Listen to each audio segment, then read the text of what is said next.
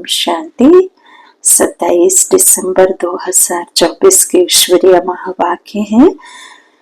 आज के मधुर मुरली के सार में मीठे मीठे प्यारे प्यारे शिव बाबा ने कहा, मीठे बच्चे माया बड़ी जबरदस्त है, इससे खबरदार रहना। कभी यह ख्याल ना आए कि हम ब्रह्मा को नहीं मानते, हमारा तो डायरेक्ट शिव बाबा से कनेक्शन है। बाबा ने कई दफा ये महावाक्यों में कहा, मुरली ज्ञान में कहा, हम बच्चों की पढ़ाई में ये बार बार बाबा पढ़ा रहे हैं, याद दिला रहे हैं कि खुद को ऐसा नहीं समझना कि हम तो डायरेक्ट परमात्मा से जुड़े हुए हैं, तो हमारे में सब कुछ है। बाबा कहते हैं मैं तो निराकार हूँ, निराकार को तन तो है नहीं, तो निराकार को तन का आधार लेना पड़ता है। बिना आधार के मैं तुम बच्चों तक नहीं पहुंच सकता हूँ, क्योंकि तुम जीव आत्मा हो, तो मुझे भी परमात्मा को एक जीव का आधार लेना ही पड़ेगा। तो बाबा कहते हैं मैंने इनका आधार लिया है, तो इनको भी मानना पड़े। डायरेक्ट शिव बाबा से कनेक्शन है ऐसे नहीं समझना। हाँ, तो माया बड़ी जबरदस्त है। प्रश्न, किन बच्चों पर सभी का प्यार स्वतः जाता है? उत्तर, जो पहले हर बात को स्वयं प्रैक्टिकल में लाते फिर दूसरों को कहते हैं, उन पर सबका प्यार स्वतः जाता है। कोई भी ज्ञान की बात हो, कोई भी बाबा के महावाक्य की, स्वमान की, बाबा की युक्तियां की, बाबा जो पढ़ाई पढ़ाते हैं उसकी, बाबा जो हमें गुण दे रहे हैं, हम अपने में धारण कर रहे हैं, तो बाबा कहते हैं मेरे सहयोग से या मेरे साथ से आपको कोई अनुभव होता है कि बाबा हमें कैसे साथ देता है, तो उस अनुभव को आप जब सामने वाले के साथ में साझा करेंगे तो उसे समझ आएगा कि हाँ, असल में सर्वशक्तिमान की शक्तियों से हम अपने जीवन को सफल कर सकते हैं, अपने अवगुणों को खत्म कर सकते हैं। कोई भी युक्ति है, यदि उस युक्ति को आप अपने में अप्लाई करते हैं जीवन में, तो फिर आप सामने वाले को अच्छी तरह से समझा सकते हैं। तो बाबा उससे ही कह रहे हैं कि स्वयं प्रैक्टिकल में लाते फिर दूसरों को कहते। जैसे अब प्रेम है, बाबा ने हमें प्रेम का सागर कहा, तो आपके अंदर प्रेम नहीं होगा तो आप दूसरों को प्रेम की भाषा कैसे समझाएंगे? यदि आपके अंदर क्रोध है, आवेश है, तो हम किसी के क्रोध को देखते हुए उसमें कैसे परिवर्तन ला सकते हैं? तो यही बाबा कहते, पहले प्रैक्टिकल में लाओ फिर दूसरों को कहो। उन पर सबका प्यार स्वतः जाता है। ज्ञान को स्वयं में धारण कर फिर बहुतों की सेवा करनी है, तब सबका प्यार मिलेगा। अगर खुद नहीं करते, सिर्फ दूसरों को कहते, तो उन्हें कौन मानेगा? कोई नहीं मानेगा। तो वह तो जैसे पंडित हो जाते। उपशाते, बच्चों से बाप पूछते हैं, आत्माओं से परमात्मा पूछते हैं। शरीर रूपी पिता शरीर से पूछेंगे, लेकिन आत्माओं का पिता आत्मा से ही पूछेगा। तो बाबा कहते हैं परमात्मा पूछते हैं आत्माओं से कि यह तो जानते हो कि हम परम पिता परमात्मा के सामने बैठे हैं। बाबा को अपना रथ नहीं है, यह तो निश्चय है ना। इस प्रकृति के बीच में बाप का निवास स्थान है। बाप ने खुद कहा है, मैं इनकी प्रकृति के बीच में बैठता हूँ, इनका शरीर लोन पर लेता हूँ। आत्मा प्रकृति के बीच में बैठती है, तो बाप भी यहाँ ही आकर बैठते हैं। परमात्मा कहते तुम बच्चों का अलग अलग शरीर है, लेकिन मेरा तो सिर्फ यही एक शरीर है, ब्रह्मा का तन, जिसके बगल में आकर के प्रकृति में ही बैठता हूँ, लेकिन कंबाइन नहीं, साइड में बाजू में आकर बैठते हैं। ब्रह्मा भी है तो शिव बाबा भी है। अगर ये ब्रह्मा नहीं होता तो शिव बाबा भी नहीं होता। अगर कोई कहे कि हम तो शिव बाबा को ही याद करते हैं, ब्रह्मा को नहीं, परंतु शिव बाबा बोलेंगे कैसे? बाबा कहते जब मेरे पास तक कोई बात पहुंचानी है तो ब्रह्मा के द्वारा ही पहुंचाओगे। मुख तो चाहिए ना, सुनने को कान तो चाहिए ना। तो बाबा कहते हैं इसलिए तुम्हें इनके द्वारा ही मेरे पास तक पहुंचाना पड़े। और जब बाबा से शक्तियां भरनी हो तो ज्वालामुखी योग में अर्थात आत्मा को पवित्रता, शक्ति, शांति से भरना है, तो फिर मेरे से नाता जोड़ो। लेकिन जोड़ना तो आधार से ही है ना। दृष्टि कैसे लोगे? जिसमें आए हैं। शक्तियां कैसे भरोगे? जिसके द्वारा दे रहे हैं। तो यह समझना है। बाबा कहते ब्रह्मा को नहीं, परंतु शिव बाबा बोलेंगे कैसे? हाँ, ऊपर में तो सदैव शिव बाबा को याद करते आए। अभी तो बच्चों को पता है हम बाप के पास यहाँ बैठे हैं, सम्मुख बाबा आए हैं, प्रैक्टिकल में संबंध जोड़ा है, प्रैक्टिकल में हम उनके बच्चे हैं। तो ऐसे तो नहीं समझेंगे कि शिव बाबा ऊपर में है। जैसे भक्ति मार्ग में कहते थे शिव बाबा ऊपर में, उनकी प्रतिमा यहाँ पूजी जाती है। यह बातें बहुत समझने की है। बाबा यहाँ आया हुआ है तो हमारी बुद्धि अभी यहीं रहनी चाहिए। जानते हो बाप ज्ञान का सागर नॉलेजफुल है, तो कहाँ से नॉलेज सुनाते हैं? ब्रह्मा के तन से सुनाते हैं। कई कहते हम ब्रह्मा को नहीं मानते, परंतु शिव बाबा कहते हैं मैं इस मुख द्वारा ही तुम्हें कहता हूँ, मुझे याद करो। यह समझ की बात है ना। ब्रह्मा तो खुद कहते हैं शिव बाबा को याद करो, यह कहाँ कहते मुझे याद करो। इनको ये द्वारा शिव बाबा कहते हैं मुझे याद करो। यह मंत्र में इनके मुख से देता हूँ। ब्रह्मा नहीं होता तो मैं मंत्र कैसे देता? ब्रह्मा नहीं होता तो तुम शिव बाबा से कैसे मिलते, कैसे मेरे पास बैठते? अच्छे अच्छे महारथियों को भी ऐसे ऐसे ख्यालात आ जाते हैं जो माया मेरे से मुख मोड़ देती है। कहते हैं हम ब्रह्मा को नहीं मानते तो उनकी क्या गति होगी। माया कितनी बड़ी जबरदस्त है जो एकदम मुंह ही फिरा देती है। अभी तुम्हारा मुंह शिव बाबा ने सामने किया है, तुम सम्मुख बैठे हो, फिर जो ऐसे समझते हैं ब्रह्मा तो कुछ नहीं, तो उनकी क्या गति होगी? दुर्गति को पा लेते हैं। मनुष्य तो पुकारते हैं ओ गॉड फादर, फिर गॉड फादर सुनता है क्या?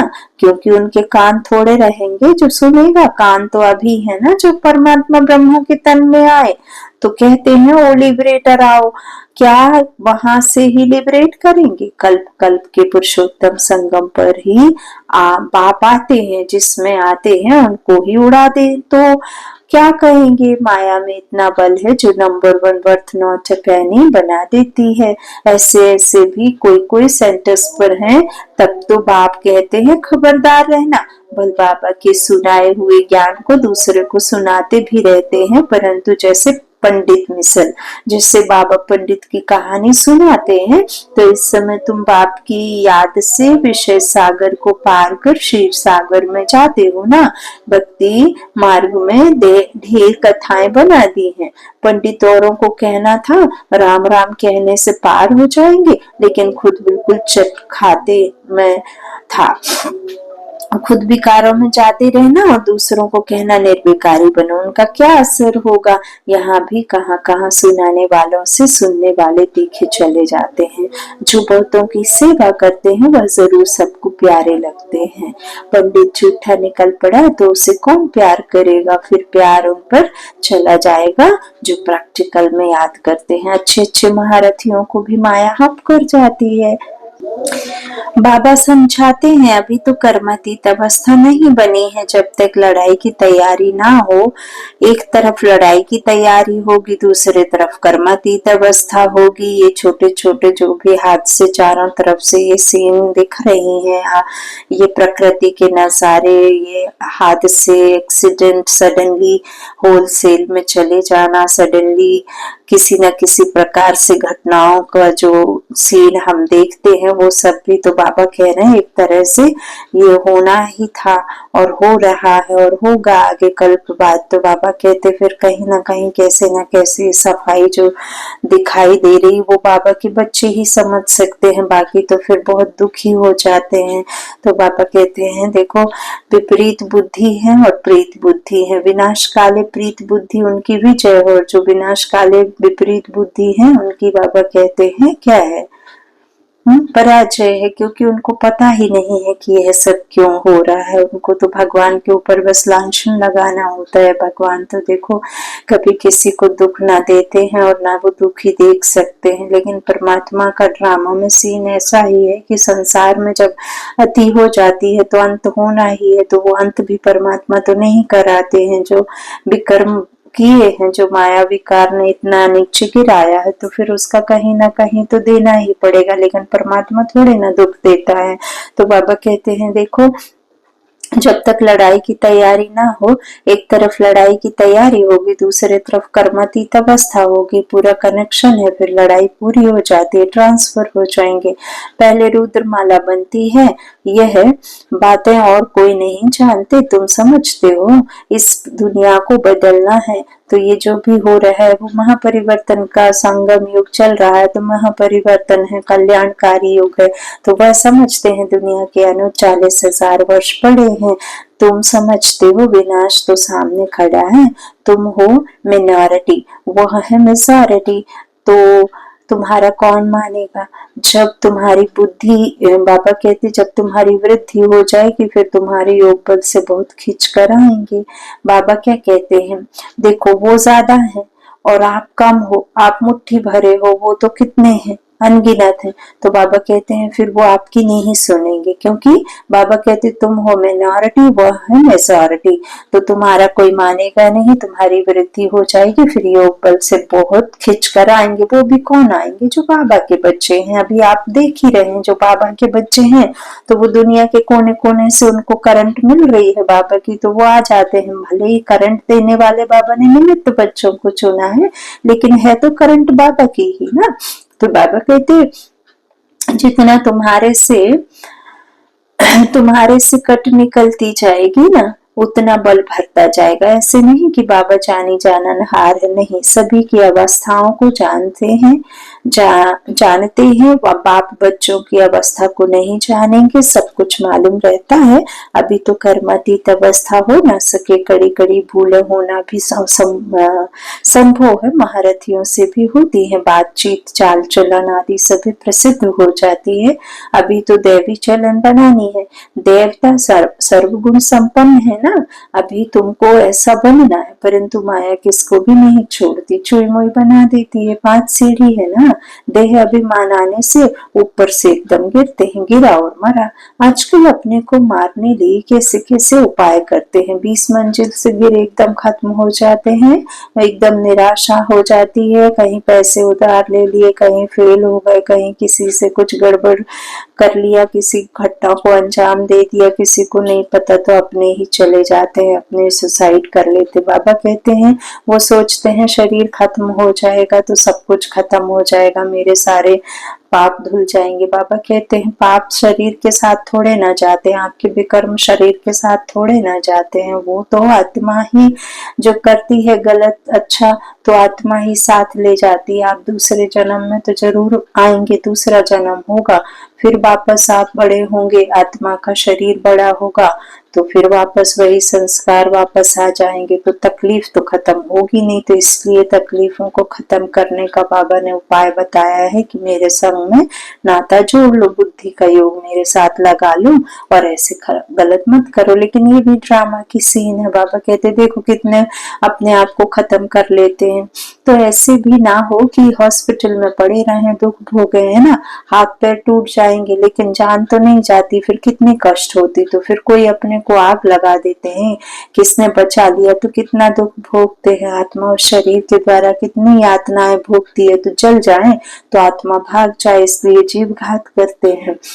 समझते हैं जीव घात करने से दुख से छूट जाएंगे, जोश आता है तो बस।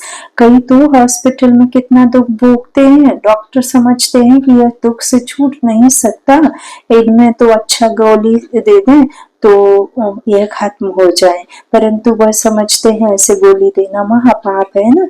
तो बाबा कहते देखो कई कई हॉस्पिटल में इतने कराहते हैं, पूरी रात दिन उनकी नींद नहीं आती, चिल्लाते रहते, इतनी तकलीफ होती है कि डॉक्टर भी ऐसे सोचता है, मन में ख्याल आता होगा, लेकिन वो भी क्या करे, महापाप है करके नहीं देते। तो बाबा कहते ऐसे गोली देना महापाप। आत्मा खुद कहती है इस पीड़ा भोगने से अच्छा शरीर छोड़ दें। अभी शरीर कौन छुड़ावे, यह है अपार दुखों की दुनिया, वहां है अपार सुख। तुम बच्चे समझते हो हम अभी रिटर्न होते हैं दुख धाम से सुख धाम जाते हैं, तो उनको याद करना है। बाप भी संगम युग पर आते हैं जबकि दुनिया को बदलना होता है। बाप कहते हैं मैं आया हूँ तुम बच्चों को सर्व दुखों से छुड़ाकर नई पावन दुनिया में ले जाने। पावन दुनिया में थोड़े रहते हैं, वहां तो बहुत है। पतित बने हैं इसलिए बुलाते हैं हे पतित पावन। यह थोड़े ही समझते हैं कि हम महाकाल को बुलाते हैं कि हमें इस चीची दुनिया से घर ले चलो। जरूर बाबा आएगा, सब मरेंगे तब तो पीस होगी ना। शांति शांति करते रहते हैं, शांति तो शांति धाम में होगी, परंतु इस दुनिया में शांति कैसे हो जब तक कि इतने ढेर मनुष्य हैं। सतयुग में तो सुख शांति थी, अभी तो कलयुग में अनेक धर्म है। वह जब खत्म हो एक धर्म की स्थापना हो। धर्मों ने तो बंटवारा किया है ना। धर्म तो मेरा बड़ा तेरा छोटा, तेरा धर्म छोटा, मेरा भगवान बड़ा तेरा भगवान छोटा, तो ये तो बंटवारा हुआ ना। बाबा कहते हैं बंटवारा हो गया तो अब तो दुनिया तेरे मेरे की हो गई। हाँ, तो बाबा कहते सतयुग में थोड़े ना ऐसे अनेक धर्म होंगे। वह जब खत्म हो एक धर्म की स्थापना हो तब तो सुख शांति हो। हाहाकार के बाद फिर जय जयकार होती है। आगे चल देखना मौत का बाजार कितना गर्म होता है, कैसे मरते हैं, बॉम्ब से भी आग लगती है। आगे चल देखेंगे तो बहुत कहेंगे कि बरोबर विनाश तो होगा ही। जो बाबा की मुरलियां रोज सुनते हैं, जो बाबा के बच्चे बने हैं, जो बाबा के महावाक्यों का मनन चिंतन करते हैं, तो कोई भी घटना को ना बाबा की ही मत से देखते हैं। अब देखो वो ट्रक में जो देखा आपने हादसा हुआ है, एयरपोर्ट पर भी इसी तरह से कोई जगह आग लगी है, तो ये घटनाएं कैसे घट रही हैं, अंजाम दे रहे हैं। तो तुम बच्चे जानते हो कि यह सृष्टि का चक्र कैसे फिरता है। विनाश तो होना ही है। एक धर्म की स्थापना बाप कराते हैं, राजयोग भी सिखलाते हैं, जिससे राजाई मिलती, बाकी सभी अनेक धर्म खलास हो जाएंगे। अब राजयोग क्या है? बाबा कहते हैं सतयुग में जीने का तरीका, जो बाबा हमें सिखाते हैं कि सतयुगी जीवन जीने की तुम्हारी जो कलाएं कम हुई है, जो कला तुम्हारे अंदर नहीं बची है उस सतयुगी दुनिया में राज्य करने की, वही वापस कला हमें बाबा सिखाते हैं। तो वही आत्मा के 7 गुण है, गीता में कुछ दिखाया नहीं है। फिर गीता पढ़ने की रिजल्ट क्या दिखाते हैं? प्रलय हो गई, भलाई भल जलमयी होती है, परंतु सारी दुनिया जलमयी नहीं होती। भारत तो अविनाशी पवित्र खंड है, उसमें भी आबू सबसे पवित्र तीर्थ स्थान है, जहाँ बाप आकर सर्व की सदगति करते हैं। डैलवाड़ा मंदिर कैसा अच्छा यादगार है, कितना अर्थ सहित है, परंतु जिन्होंने बनवाया है वह यह नहीं जानते। फिर भी अच्छे समझदार जो तो थे ना द्वापर में, जरूर अच्छे समझदार होंगे, कुछ न कुछ भासना तो उन्हें आई होगी, बाबा कहते हैं। तो समझदार होंगे। कलयुग में तो है सभी तमो प्रधान, सभी मंदिरों से यह ऊंचे जहां तुम बैठे हो। तुम जानते हो हम है चैतन्य, वह हमारा ही जड़ यादगार जो मंदिरों में विराजमान है। तो बाकी कुछ समय का यह मंदिर आदि और भी बनते रहेंगे, फिर तो टूटने का समय आएगा, सब मंदिर आदि टूट फूट जाएंगे, होलसेल मौत होगा।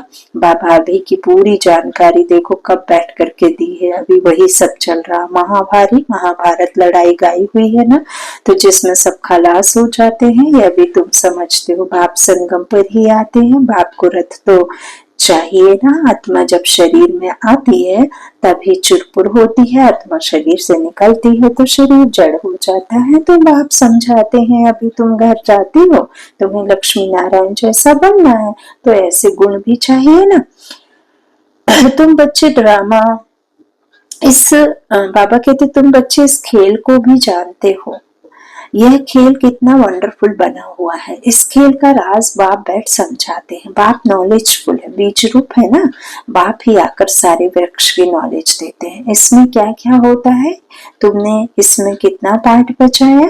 आधा कल्प है दैवी राज्य, आधा कल्प है आसुरी राज्य। जो अच्छे अच्छे बच्चे हैं उनकी बुद्धि में सारी नॉलेज रहती है। बाप आप समान टीचर बनाते हैं। टीचर भी नंबरवार तो होते हैं, कई तो टीचर होकर फिर बिगड़ पड़ते हैं, बहुतों को सिखला कर खुद खत्म हो जाते हैं। छोटे छोटे बच्चों में भिन्न भिन्न संस्कार होते हैं। बाप समझाते हैं, यहाँ भी जो ज्ञान ठीक रीति नहीं उठाते हैं, चलन नहीं सुधारते हैं, वो बहुतों को दुख देने के निमित्त बन जाते हैं। यह भी शास्त्रों में दिखाया है। ऐसे छिप कर बैठते थे, फिर बाहर जाकर ट्रैक्टर बन कितना तंग करते थे। यह तो सभी होता ही रहता है। ऊंचते ऊंच बाप जो स्वर्ग की स्थापना करते हैं तो कितने विघ्न रूप बन पड़ते हैं।